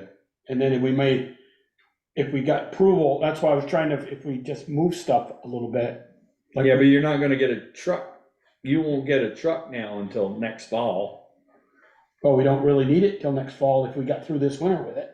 Yeah, but what he's saying, you need to order now. You to know, get couldn't it for order it next till fall. March. You know what I mean? Yeah. Can't order it till March. Well, we could. We'd have to change the schedule because the money is in the account. We don't get voter approval to spend this money. Right, we just No, don't. that's true. You're right, Peter. Put it in there, yeah. We give them the schedule so that they know what we're spending the money on. And if we have to adjust it, we have to I think explain. we're making the same mistake here. I think the truck is good enough, so we put a front end under it. I don't. Everything else on the truck is fine. You It's know, good. and if we get to 2017, 2028, and it's good, we can Maybe push hold it on- out a Maybe year. hold on to it another year. Cause it Oh, got a okay, I'm it's in got favor a of that. stainless steel body on Yeah, it. I'm in favor of We're that, gonna do keeping that it, again. because I watched what we did with the old truck where we put a new motor in, and we were told at first you needed $9,000 worth of work. Oh, I know. And it ended up, what, almost a $30,000 bill? Just for the motor alone, it was almost 20. Yeah. And we had over that in it, Yeah, and then we sold the damn thing for 40. yeah. So I don't wanna do the same mistake twice. And it's back up for sale again. Yeah. Well, it's not by us. Let's not buy that. No, and we're still looking to replace the Kubota, right? I mean, we've talked a lot about replacing it and getting a better snowplow for sidewalks and things like that. We still haven't done that yet. Other than the fact that it has after treatment issues. Yeah. Which everything that has after treatment on it has issues.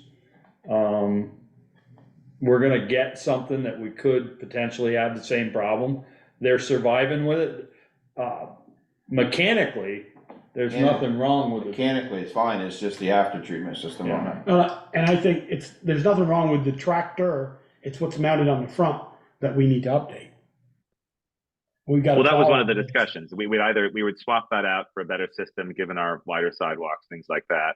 Or it was like getting a whole new system, because Eric's brought that to our attention before, in terms of looking at Middlebury, what they have, and if that would work for us. And obviously, we're getting in new sidewalks as well as repairing old ones. So I think a solid system. And I can't remember, I know in past years, it's broken down. We've been without for a little while, but I don't think it broke down last year, did it? No, not last year. Last year was actually fairly decent. Okay. Yeah. Yeah. They still had a little bit. Let's stay on track with the truck. Sorry, yeah. That's okay. I'm bringing us back. I'll make the motion to order the aftermarket front end for the 2018 Freightliner. A second. Where's the money coming from? Emergency fund. Capital. I would say it comes from the capital. Eric's got an equipment. emergency fund? Really? It's called this capital equipment fund. No, you guys do, just like every other town has. No, I'm a select board member, I know where that money goes. It's a rainy day fund. This is Okay, not, rainy this day is not a fund rainy then. day fund. No, it's a snowy day. Eric, how about you, how many tons of salt did you have left this spring? He already got No. all the salt. No, you're not messing Don't with take the his salt salt. with that. Yeah. No, So don't we take his have salt a more than motion that. and a second. I got That's gonna backfire. 450 ton, Okay. a little better than 450 ton in it right now. Yeah. You got what, one more load or two loads coming? Two trailers coming and then one load of green coming. Yeah. And Okay. then that'll be Back it, to the that'll be truck. 3/4 of it. Back to the truck. So we've got a motion and a second. He was just trying to figure out if he could give up the salt and pay for Yeah. the front I know. end. Don't take his sand, because then we're really gonna need it. I followed that, but yeah, I think we're gonna need that too. So we have a motion and a second. All those in favor? Aye. Anyone opposed? Okay. Thank you. Thank you, Eric. All right, thanks. I Eric. know where I can do it. What? I got $60,000 left over in a paving line that I was gonna do Pine Street with, I could take it out of Yeah, that. there you go, that's good, yeah. And do it. You're gonna You need could- more than 60 to fix that road. Okay. All right, thank Thanks, you, Eric. everybody. Eric can leave now, right? I don't Yes, think Eric he can needs leave. any more. Well done. Do you need anything anymore, or I'm good? You're I good. don't I'm think good. so. You are free. Your wife will be surprised. I'm to see waiting so for my boss to tell me I'm good. I think you're good. Alrighty. I'm just, Eric, when are we gonna deal with, I got it under select board's concerns then, if you're gonna go, I'm gonna ask now. Yeah. When are we gonna deal with Orchard Terrace along the road? Can't leave that all winter, that guy, I don't see, Orchard, Oh, down here, the Lover's old Lane. busybody? The old busybody, that's Oh, all Orchard the Terrace. dirt there, yeah. I've And been trying that to little figure bit out of when the hell stone he's in the gonna gravel. Are we Is gonna- that is he intending to leave that burn? If he is, it's gotta be out of the right of way. I don't know, I can never get in touch with him. I mean, I've got in touch with him once, Do you call him or do you leave him a message? I've done both. Valerie gave me some numbers to use, I did use one. He finally texted me back after I told him that he needed to get the shoulder in, which he did. Mhm. You call that in? The shoulder, The the shoulder. foot and a half. Yeah, the shoulder's in, the You got some shoulder's blue there. stone drop down through there. No, that's just the stone for the ditch, that's, Yeah. the shoulder's there. Yeah, he widened the But shoulder. the He ditch can't- is in our right of way. Yeah. Ditch is in our right of way, yeah, and I told him I wanted our portion, our section done before it froze. And he said he would, so I just gotta reach back out to him again, make sure that he's gonna finish the ditching in our part, and make sure that if the berm's gonna stay, I'll text him. Text him tomorrow and say, if the berm's gonna stay, it needs to be out of the right of way by winter, otherwise we will move it, and give him a time frame. And you won't get your dirt back. Yeah, I'm just gonna push it back into his yard. No, put it in a truck and put it in Peakers or something, brother. Somebody goes off there now, we're liable. We could be liable, we're liable. Yeah, if it's in the And right he of started this thing in August, late August, Yeah, early September. I think it's gone on way too long, never got a permit to work in the right of way. Finally got one, he does have one. Finally. After does the have fact. permit? After the fact. Yeah. Okay. Yeah, I would I mean, we can't stop him from having a berm outside of the right of way, but Right, in the right of way, that berm can't be in the right of way. right, alright, I'll reach out, I'll text him tomorrow again, the number that I got. Maybe you ought to run down and measure from the center line, Before I 25 do, feet, yeah. before you get too nasty. Yeah, I just, Yeah. yeah, I'm gonna tell him anyways that he needs to finish the ditch. Yeah. At least for our part, so. Is there anything else that anybody had question for me for select boards or anything like that? Or get out of just- here. Yeah, again, okay, Eagle Park is, well, we don't know that, you don't Go. handle that with Masterson. Okay. alright, have a good night, everybody. Good night. Good night. Thank you, Eric. All right, moving on to number 5. Consider approval of the listener's errors and omissions report. So moved. Second. That was quick. Was that a motion in a second? Yes. All right. Motion in a second. All those in favor? Aye. Aye. Anyone opposed? All right, moving right along. Number 6, consider approval for the, oh gosh, what does that say? Of the attestation. Thank you. Attestation of support for Bristol Core for the Downtown Vibrancy Fund. So moved. Second. Second. All right, motion in a second. All those in favor? Can you? How about any discussion? Well, yeah. Any discussion? Sorry. I'll play stupid here, what's that word mean? I mean, what is that? We're just saying we basically support the downtown core and what they're doing. It's in here. Attest to You wanna read it? support. Okay, I didn't see this yet. That's because you Okay. can't sign it All right. until Any we. other So discussion? what this is because the downtown designation or the state office that runs it has actually has a budget now, and each designated downtown will receive grant funding. It's definitely for this year, and they're hoping it's in their budget for next year.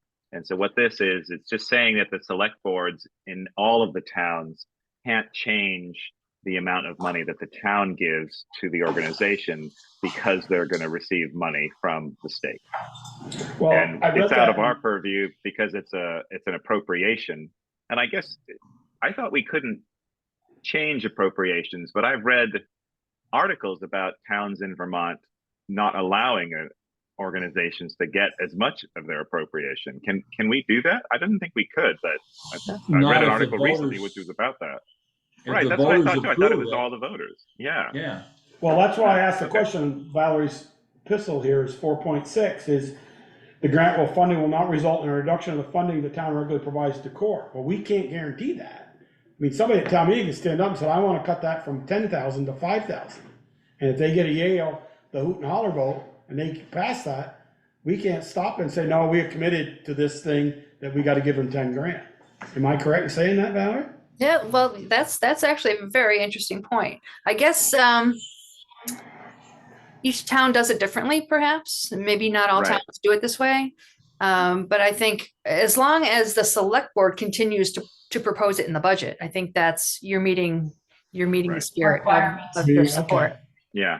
You're not, if it's- you're yeah, not if it's- proposing to reduce it to the voters based upon this additional funding through the grant.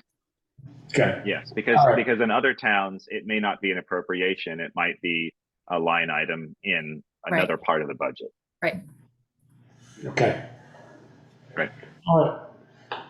Now I got it explained. Any All other right. questions about that? Or any other discussion about that? All right, so we have a motion and a second. All those in favor? Aye. Aye, thank you. Thank you very much. I did just find a text from Steve, going back to the Lawson Lane discussion. And he said that he heard from Rodney that they have not received their 2-inch copper yet, which means they won't be starting the work tomorrow. They spent most of the day doing cleanup of the storage yard and cutting down curb stops. So anyway, I guess we'll hear more tomorrow. That's it. I'll let the folks know after this. All right, so moving on to number 7. Yep. Jill's waving her Jill, hand. I see you, Jill. What's Hey, question? kid just texted me and said that a child was just shot in Bristol.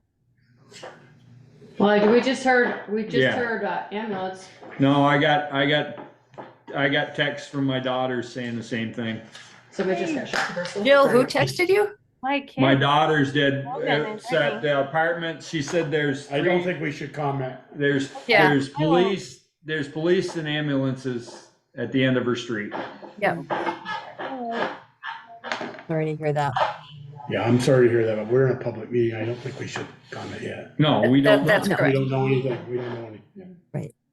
All right. So where are we? Number 7, review and approval of the September 25 and October 13 meeting minutes. Should we put them off to next meeting? Because I haven't had a chance to look at them. Yeah, I haven't had a chance to look at them. I read it today. I didn't see anything glaring, but I'm fine with putting them on. You won't have to read them again. No. Michelle. Moving on to number 8, we'll authorize accounts payable warrant and any liquor or tobacco licenses. There's no liquor or tobacco licenses, and I think the value is the same. I don't think it changed. I have it. Let's see. Somebody have it right there. Oh, there we go. $189,893.98. Yep. Alrighty.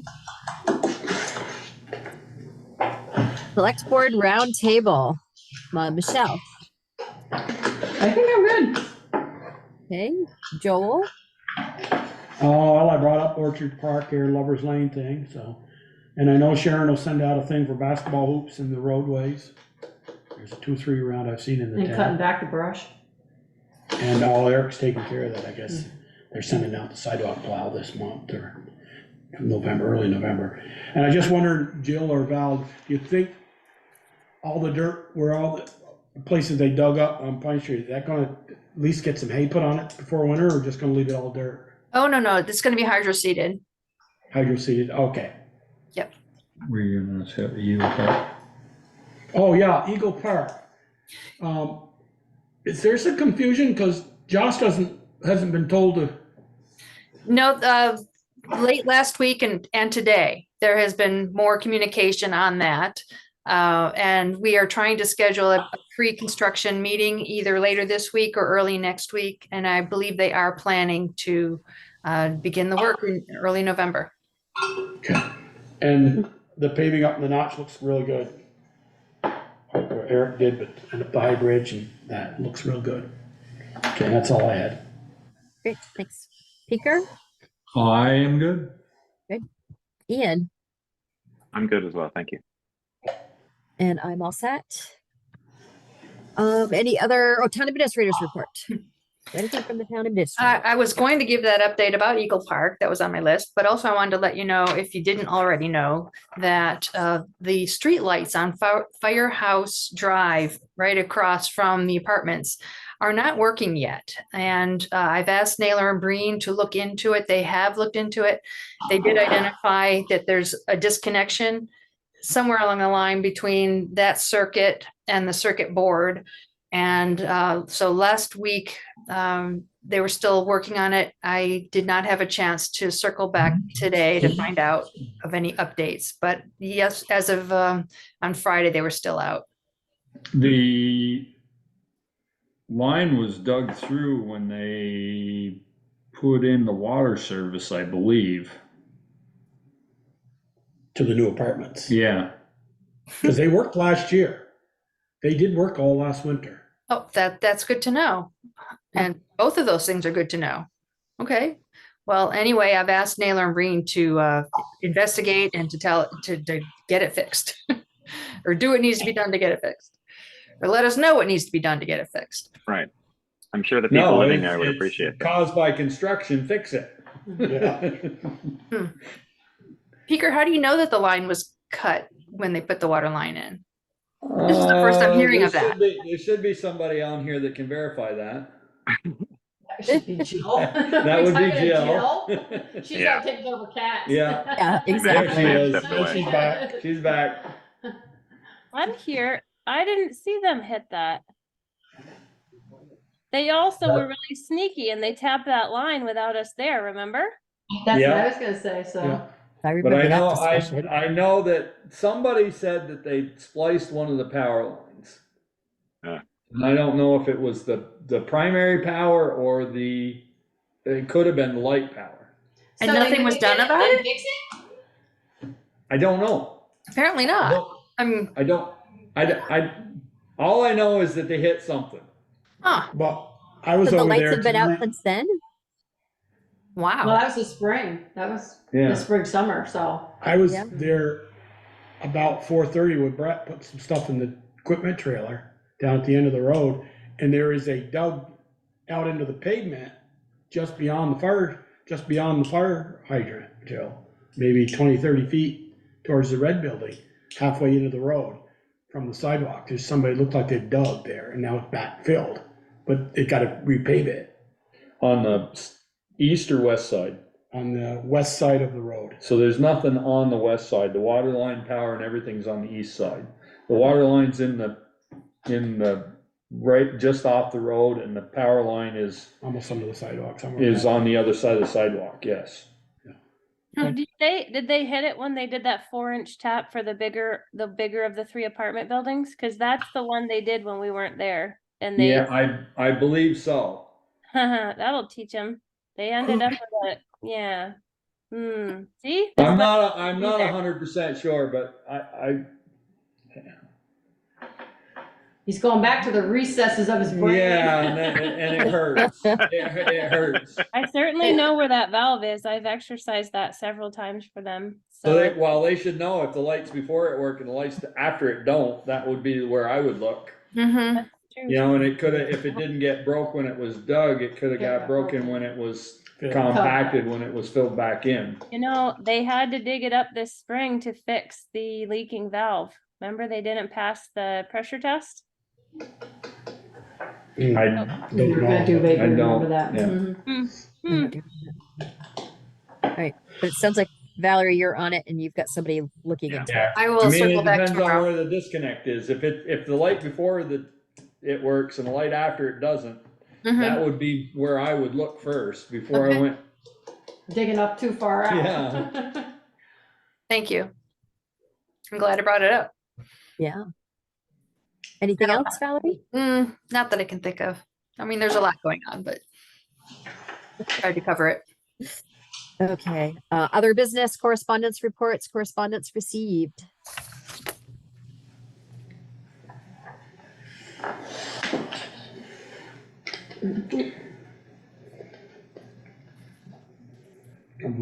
So you can see that we're still dancing around with the state about our water project loans for the design and the construction. So still haven't seen the loan agreements for either of those steps, but we might be getting a little bit closer. Okay, anything else we need to know about? Just Jill, how are we doing on the inventory of the lead versus copper, and are we gonna send another reminder out with the water bills? Well, here was my thought. So we did just send a reminder out with the September water bills, and we've had a very good influx from that, which has been great. It's always super heavy, like a week after the bill, and then for 2 or 3 weeks after. So we're kind of getting into the spot where it's like, 3 to 5 or 6 a week. We had like 20 to 30 a week for a while there. What I was thinking is Steve needs me to mark the water lines out for the rest of the west side design. So I was thinking if I'm out there Monday and Friday, I might have Brittany come out with me on those days and start knocking on doors on the west side, because it would be really nice to know the material of all the water lines while Steve's designing over the winter. So if there are galvanized lines or lead lines, that they can be prioritized inside of that design. Because what the state was telling us is there may well be some funding for that. It's that we have to be ready for it. We have to have the easement, we have to have the design in place. And it doesn't make sense to try to get easements and design things that don't need to be replaced. So it would behoove us to be done that portion over the next coming months and then wrap everything up by spring, just so that we're not trying to do it next summer, because I really would like to be done before October of next year. Yeah, would it be better for you to, and I know you don't like to work Saturdays, but maybe Brittany and you to hit the streets that knock on those doors? You're gonna find most everybody home on Saturdays. You may not find them all home on, work day, a work week. Yeah. And that's just a thought, Yeah, I don't know. I know that Cyrus and I are the only of our staff that work weekends, so we'll have to kind of see how that works. I know we haven't expended every single effort in every single direction. We've kind of gone more passive approach to start, and then figured we'd become more aggressive and assertive as we moved ahead into these months. Now it's past October, so we're less than 12 months from deadline. So. Yeah. I'll get you the one on the corner of Munsell and West. I was supposed to do that. My uncle got the letter and he says, "What does this mean?" And I said, "I'll get down and take care of it for you and let you know." So I'll give you that one in the next couple of days. And maybe a reminder from Sharon on Front Porch Forum once a week. That's what I was just gonna say. If you're a water user and you've gotten a notice, please check your basement for your pipe coming in for the water line. Yeah, and just attach a copy of the notice to the Front note. Porch Forum, yep. Yeah, I mean, the other thing we thought of, I don't know, I feel that what I observe is that Bristol is probably half retirement community and half kind of more active families. So we could do a Google form where people actually go up to the Google form and fill it out, which might appeal to certain persons, and it might get us another group of people that aren't responding. But I don't think it's gonna get kind of like our really, like the elderly that really just can't go down their stairs, and kind of like the farthest end of those that just really can't do it by themselves. Well, they can't do it, or they don't understand what you're asking for. That wasn't my uncle. He didn't, he got the notice and he asked my mother what it was, and I told her that I would take care of it, and I just haven't got to it yet. So, but that's, like you said, that it's the older people that don't really know what you're asking for. You want me to start harassing you on that? Yeah, keep right on harassing me. Yeah, I think a Google form would be good. I mean, you might as well make it as easy as possible for people to fill it in. The town can put that on Front Porch Forum. I'm happy to share that out there and to see how many people can update it that way. Okay, just figure if we give them one more method, we have it texted, we've got an email, we've got it in paper. Hey, method number 4, Google form, go. The only thing that's tricky, can you upload a picture to a Google form? Yes. Yeah, you can add it in there as an element. And then the next stage will just be sending Peeker door to door. Yeah. Yeah, that's the tricky part, is we just need them to be able to upload a picture, because a lot of people will circle it's magnetic and copper. We're like, it can't be both. Is it magnetic or is it copper, or is it not copper but it's actually galvanized and it's magnetic? So yeah, we get a lot of mixed messages with the circle words, so we're like, just send me a picture along with your words, and then we can say, guess what the material is. And if you lick it, tell me what it tastes like. Yeah, the last one that I saw was actually, it was copper, which he thought he had galvanized. It was copper and it wasn't leaking, and he thought maybe he had a leak, but when they're leaking, it's actually wet right around where it's coming into the house. It's always soggy in the floor, and it's sweaty and wet and cold, and this one wasn't. So that was kind of good news for the homeowner. Jill, next time you're at the office, let's connect and come up with a message that I can put out on social media. Okay, yeah, we'll make it something brief and poppy. Yep. There you go. Cool. Great. Thanks, Jill. All right. Anything else?